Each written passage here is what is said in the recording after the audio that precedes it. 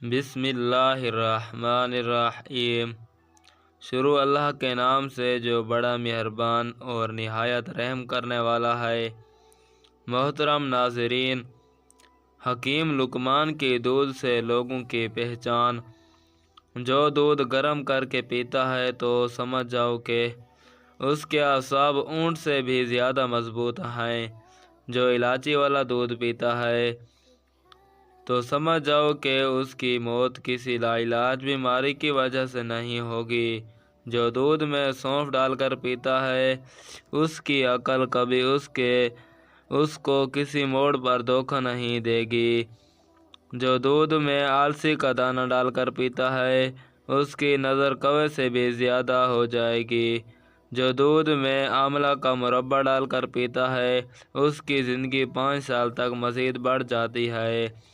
جو دودھ میں گاجر ڈال کر پیتا ہے اس کے چہرے کی جلد 9 سال تک نہیں پھٹے گی۔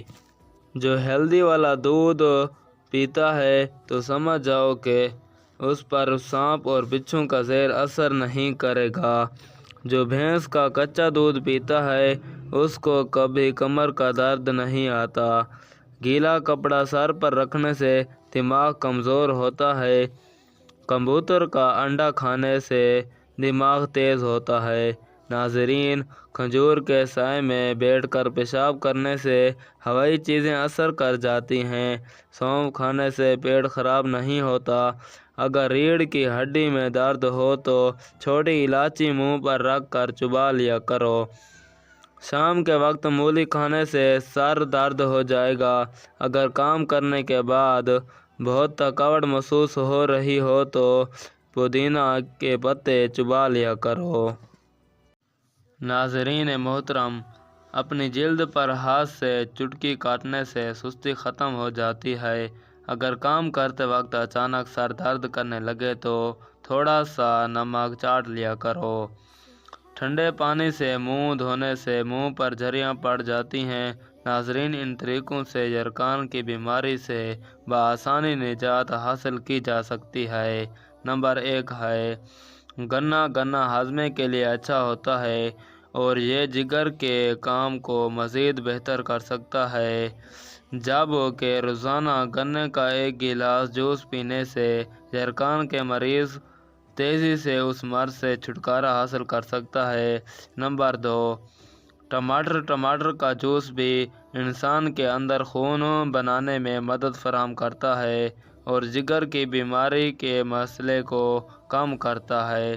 ناظرین، صبح کے وقت ٹماٹر کے جوس کا 1 گلاس نمک اور مرچ ملا کر پی لیا جائے تو یرقان کا علاج جلد ختم کیا جا سکتا ہے۔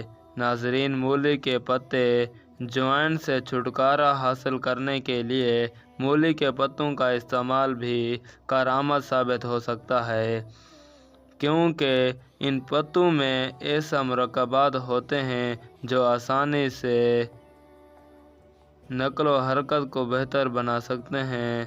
جو عورتیں بوڑھی خواتین سے زیادہ میل جول رکھتی ہیں ان کے ذہانت میں اضافہ ہو جاتا ہے۔ جس گھر میں شادی کے لیے رشتے کم آتے ہوں اس گھر کی چھت پر پرندوں کے لیے پانی رکھ دینا چاہیے۔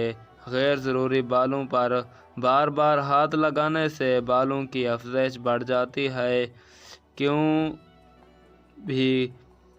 کوئی بھی چیز تلنے سے قبل اگر کڑھائی پر 2 سے 3 چمچ لیموں کا رس ڈال دیں تو توا رس کو جذب کر لے گا اور تلی ہوئی چیز میں تیل کم جذب ہوگا۔ اگر ہماری ویڈیو اچھی لگے تو سبسکرائب ضرور کر دیجیے گا، لائک اور شیئر بھی ضرور کیجیے گا۔ شکریہ۔